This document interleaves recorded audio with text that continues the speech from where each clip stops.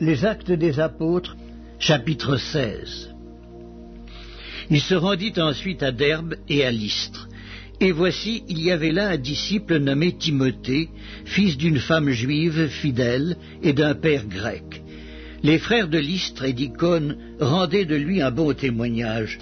Paul voulut l'emmener avec lui, et l'ayant pris, il le circoncit à cause des Juifs qui étaient dans ces lieux-là, car tous savaient que son père était grec.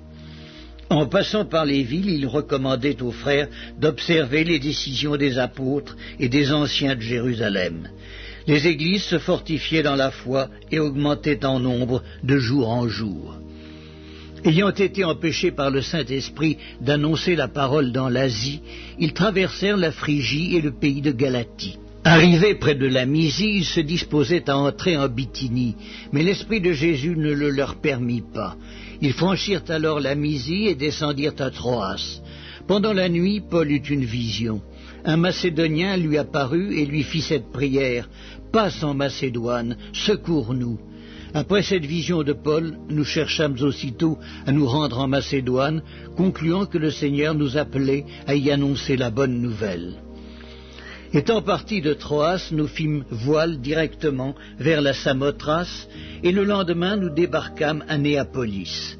De là nous allâmes à Philippe, qui est la première ville d'un district de Macédoine et une colonie. Nous passâmes quelques jours dans cette ville. Le jour du sabbat, nous nous rendîmes hors de la porte, vers une rivière où nous pensions que se trouvait un lieu de prière. Nous nous assîmes et nous parlâmes aux femmes qui étaient réunies. L'une d'elles, nommée Lydie, marchande de pourpre de la ville de Thyatire, était une femme craignant Dieu, et elle écoutait. Le Seigneur lui ouvrit le cœur pour qu'elle fût attentive à ce que disait Paul. Lorsqu'elle eut été baptisée avec sa famille, elle nous fit cette demande: « Si vous me jugez fidèle au Seigneur, entrez dans ma maison et demeurez-y. » Et elle nous pressa par ses instances. Comme nous allions au lieu de prière, une servante qui avait un esprit de python et qui, en devinant, procurait un grand profit à ses maîtres, vint au-devant de nous et se mit à nous suivre, Paul et nous. Elle criait: « Ces hommes sont les serviteurs du Dieu très haut, et ils vous annoncent la voie du salut. » Elle fit cela pendant plusieurs jours. Paul, fatigué, se retourna et dit à l'esprit: « Je t'ordonne, au nom de Jésus-Christ, de sortir d'elle. » Et il sortit à l'heure même. Les maîtres de la servante, voyant disparaître l'espoir de leur gain, se saisirent de Paul et de Silas et les traînèrent sur la place publique devant les magistrats. Ils les présentèrent aux prêteurs en disant: « Ces hommes troublent notre ville. Ce sont des Juifs qui annoncent des coutumes qu'il ne nous est pas permis de recevoir ni de suivre, à nous qui sommes Romains. » La foule se souleva aussi contre eux, et les prêteurs, ayant fait arracher leurs vêtements, ordonnèrent qu'on les battît de verges. Après qu'on les eut chargés de coups, ils les jetèrent en prison, en recommandant au geôlier de les garder sûrement. Le geôlier, ayant reçu cet ordre, les jeta dans la prison intérieure et leur mit les ceps aux pieds.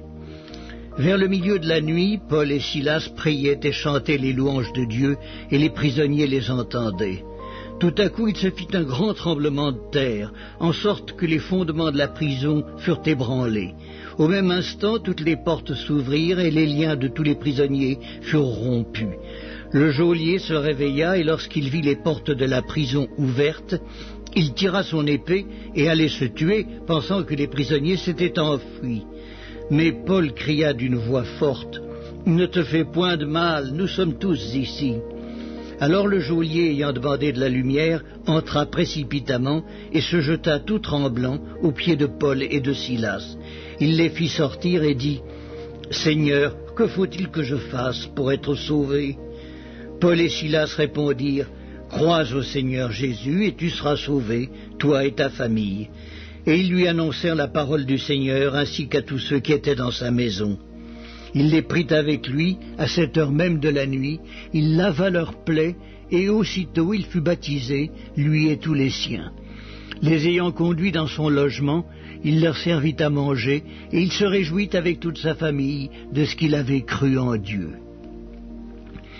Quand il fit jour, les prêteurs envoyèrent les licteurs pour dire au geôlier: « Relâche ces hommes. » Et le geôlier annonça la chose à Paul. « Les prêteurs ont envoyé dire qu'on vous relâcha. Maintenant donc, sortez et allez en paix. » Mais Paul dit au licteur, « Après nous avoir battus de verge publiquement et sans jugement, nous qui sommes Romains, ils nous ont jetés en prison, et maintenant ils nous font sortir secrètement. Il n'en sera pas ainsi. Qu'ils viennent eux-mêmes nous mettre en liberté. » Les licteurs rapportèrent ces paroles aux prêteurs, qui furent effrayés en apprenant qu'ils étaient Romains. Ils vinrent les apaiser et les mirent en liberté, en les priant de quitter la ville.